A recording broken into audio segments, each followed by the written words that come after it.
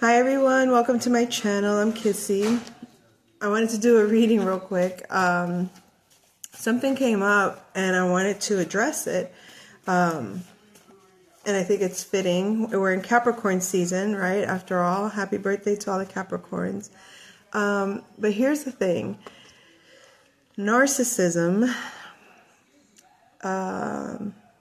tends to usually be some tyrant, authority, abuser, right? And usually, and that title comes from an individual that feels victimized by this authority. No, we're not justifying narcissistic behavior. I'm trying to accurately label it, I guess, maybe. I don't know. All right, anyway. So when you consider me as let's say, a young girl at some point in my life, may have felt intimidated, scared by, challenged, felt obligated. And I do that because when you feel that you don't have options or choices or that you can't, you're going to say that you didn't have a choice or that you were obligated. And that's not to take away, because it's true. That's how it's seen, perceived, and felt. But there is a difference between what you believe is true versus what is actually true.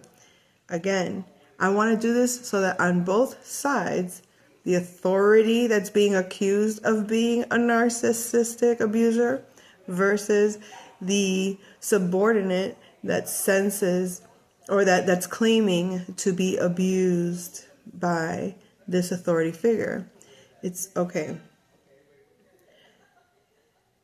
An authority figure that abuses their power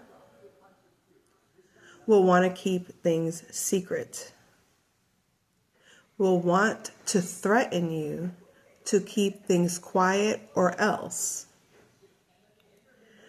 will creatively create ways for you to depend on them solely so that you don't have freedom or access to anything other than them.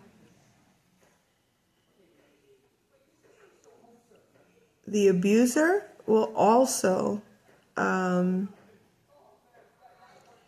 consistently create insecurity in you,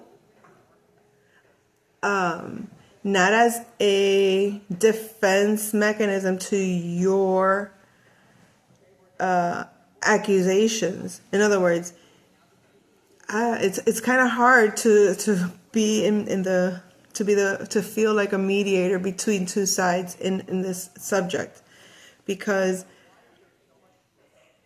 you're like tippy-toeing on people's injuries, or you're tiptoeing on these what feels like what are those, like mines or whatever, right? But I can speak from both sides. On the side of having been actually abused in ways that were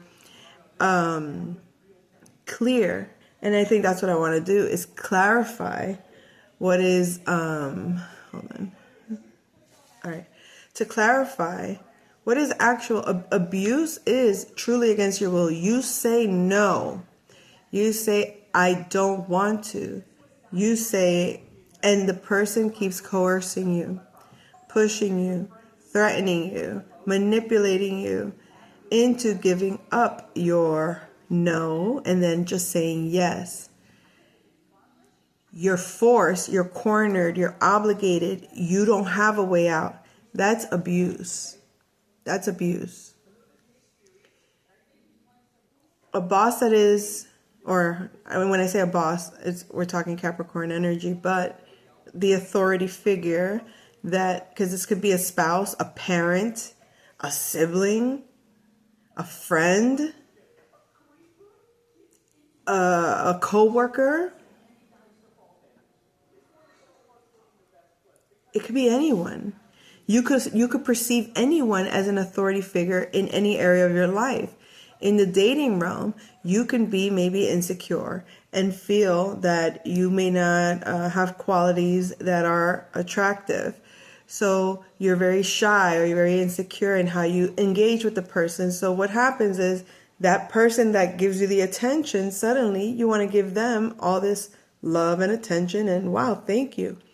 If that person wants to abuse you, all they have to do is mistreat you, tell you that you cannot have anything else because of how you already believe you feel. You know what I mean? Like the scales make you see clearly. So if you put yourself in the lower aspect of a scale, you can never see the higher perspective of it. So that's the advantage a narcissist has, is that they think so highly of themselves, they get a vantage point of seeing from above, below, all things. The smarter they are, and the less invested they become in needing. And that, I think that's the quality of a narcissist, is they don't need, it's like when they're shut down, they pretend they don't need, but I'm challenged here, folks, because I want to be as clear as I can be, but I also feel like I'm speaking like I'm fluctuating between the both. So let me put myself first. Let's see, on the side of the victim. That is true. Okay, this is the best way to put it. Thank you, Spirit. You have a true victim and you have a created victim. Okay, this is from the side of the person stating that they're abused. The true victim of abuse, that is not pretending, isn't really talking about it,